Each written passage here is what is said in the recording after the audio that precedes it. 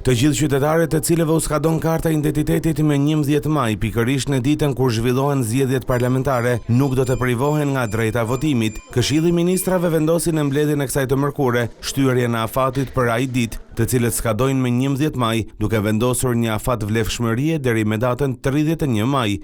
Nga një analizë të dhënave rezulton se janë një numër i konsiderueshëm shtetësisht me të drejtë vote, të cilëve u ka kaluar apo u skadon afati i vlefshmërisë së letër njoftimit elektronik dhe pasaportave biometrike deri në datën 11 maj. Sipas këtij vendimi, afati i vlefshmërisë së mjeteve të identifikimit, letër njoftimeve elektronike dhe pasaportave biometrike që përfundojnë në datën 11 maj 2025 shtyhen deri në datën 31 maj 2025. Ministri i Brendshëm garantoi se policia ka kaluar në gatishmëri dhe ka marrë të gjitha masat për mbarvajtjen e procesit të votimit dhe të numërimit të votave.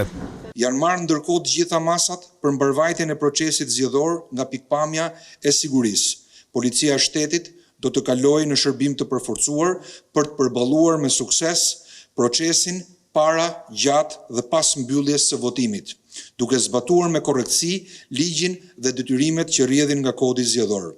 Në fund, Hoxha tha se kompeticioni Giro d'Italia që do të zhvillohet në datat 9, 10 dhe 11 maj nuk do të privojë asnjë qytetar për të votuar.